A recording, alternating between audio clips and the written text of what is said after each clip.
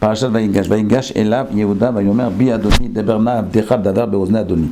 Et donc maintenant, Yehuda, il se confronte à une confrontation énorme, très symbolique, très légendaire, à Yosef. Très légendaire entre Yehuda et Yosef. Est-ce que vous connaissez cette marloquette entre Yehuda et Yosef? C'est une marloquette, c'est une discussion qui est un conflit dans le peuple juif entre Yehuda et Yosef qui existe également maintenant, même pendant la guerre aujourd'hui, la guerre que nous vivons aujourd'hui en Israël. Eh bien, ce conflit, il est sous-jacent.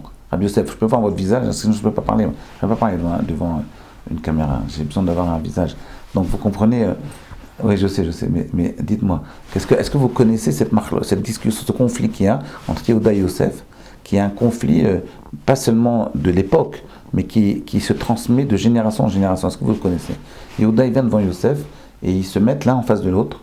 Et on sent ici à la fois un amour et une affection, et à la fois une tension entre les deux.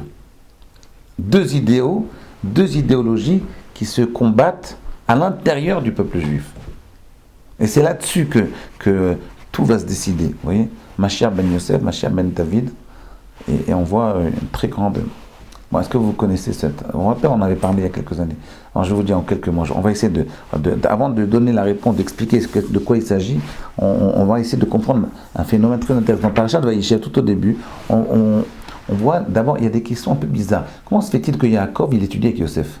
Vous avez une idée de Yosef? Pourquoi il décide il a des enfants de très haut niveau, des êtres de très haut niveau spirituel, il décide d'étudier avec le plus jeune. Alors on a l'impression que c'est pour apprendre de lui, en fait pas du tout. On a l'impression que c'est plutôt Yosef qui apporte quelque chose à Yaakov, et pas le contraire. Alors, sûrement qu'il lui apporte sa sagesse, Yaakov à Yosef. Mais c'est quand même très bizarre. Et première question, donc, pourquoi Yaakov il décide d'étudier avec Yosef? Pourquoi ce conflit encore une fois entre Yosef et ses frères? Qu'ils vont l'envoyer dans un puits, ils vont le mettre, vous savez que le Or HaChaim HaKadosh, il explique, il dit comment se fait-il que les frères ils ont mis Yosef dans un puits où on dit il n'y a pas d'eau, et Rachid dit il n'y a pas d'eau dans le puits où ils l'ont jeté, mais il y avait des poissons, des serpents et des scorpions, Nachash ve'akravim.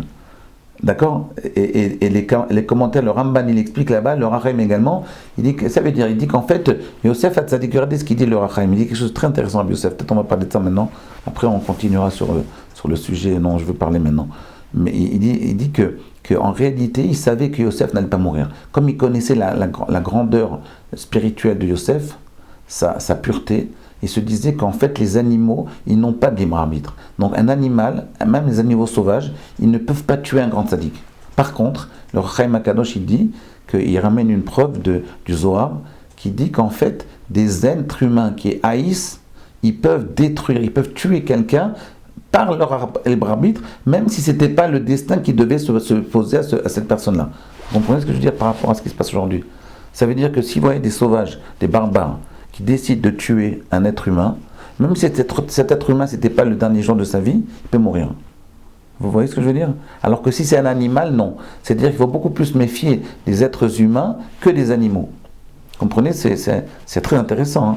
Le chinour, il est relègue là-dessus. Bon, il n'est pas d'accord avec ce principe-là, mais en tout cas, c'est basé sur un Zohar qui dit qu'en fait, l'être humain, du fait qu'il a un libre arbitre, donc il peut arriver à avoir un poids sur la destinée, sur le déterminisme qu'Akadosh Baruch Hu il a décidé sur chaque homme. C'est-à-dire que, si vous voulez, qu'Akadosh Baruch Hu, en donnant le libre arbitre à l'être humain, ce qu'il a fait, il a décidé de laisser ouvert la finalité de ce qui va se passer. Bon, je ne sais pas si vous avez compris, mais c'est pas important. Ça veut dire qu'en réalité, ici, il faut savoir que c'est beaucoup plus dur de fréquenter des êtres humains qui vous haïssent, parce ils ont le libre arbitre de faire de vous ce qu'ils veulent, s'ils ont la possibilité de le faire. C'est très grave. Alors que les animaux, non. C'est un homme, il est tzaddik, et il doit rester en vie. Et les scorpions et les serpents, ils ne peuvent pas le tuer. Par contre, des êtres humains, oui. Incroyable, hein? C'est le Rachaim HaKadosh qui dit ça. Moi, j'aurais pensé le contraire. Moi, je sais qu'il y a un homme, il a sa date de mort, et donc, quoi qu'il arrive, quand il meurt, c'est parce que c'était prévu qu'il meure. Ben non. D'après le Rachaim, non. Le Rachaim HaKadosh, il ne dit pas comme ça. Il dit que si c'est un être humain qui décide de tuer, Akadosh Baruch Hu, il a laissé la possibilité à l'être humain de créer, de casser le déterminisme. Incroyable, hein.